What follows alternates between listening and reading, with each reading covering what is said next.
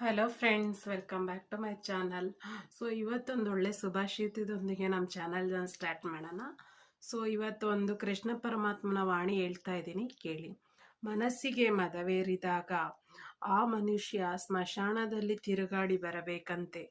ಏಕೆಂದರೆ ನಾನು ನನ್ನಿಂದ ಎಂದು ಹೇಳಿದ ಎಷ್ಟೋ ಜನ ಅಲ್ಲಿ ಕಲ್ಲು ಮಣ್ಣುಗಳಾಗಿದ್ದಾರೆ.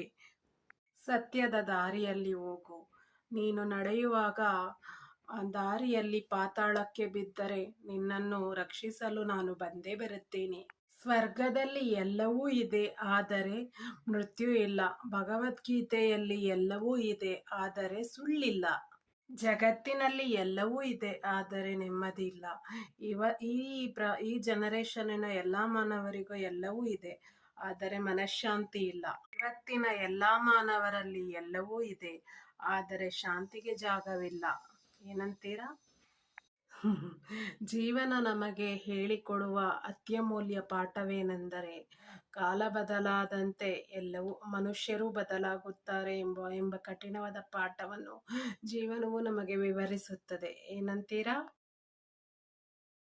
ಭಗವಂತ ತಡ ಮಾಡಿದರೂ ನ್ಯಾಯ ಮಾಡುತ್ತಾನೆ, ಆದರೆ ತಡ ಆಗುವ ಹಿಂದೆ ಅದ್ಭುತಗಳೇ ಸಂಭವಿಸುತ್ತವೆ. ಕಾದು ನೋಡಬೇಕಷ್ಟೇ. ಎಲ್ಲ ಹೇಳುತ್ತಾರೆ, ಮನುಷ್ಯ ಪ್ರಪಂಚಕ್ಕೆ ಬರುವಾಗ ಖಾಲಿ ಕೈಯಲ್ಲಿ ಬರುತ್ತಾನೆ ಎಂದು. ಸೊ ಅದೆಲ್ಲ ಮಿಥ್ಯವಾಗಿದೆ. ಮನುಷ್ಯ ಬರುವಾಗ ಭಾಗ್ಯವನ್ನು ತರುತ್ತಾನೆ ಮತ್ತು ಹೋಗುವಾಗ ಕರ್ಮದ ಫಲವನ್ನು ತೆಗೆದುಕೊಂಡು ಹೋಗುತ್ತಾನೆ. ಕೃಷ್ಣಂ ವಂದೇಹಂ ಜಗದ್ಗುರುಂ.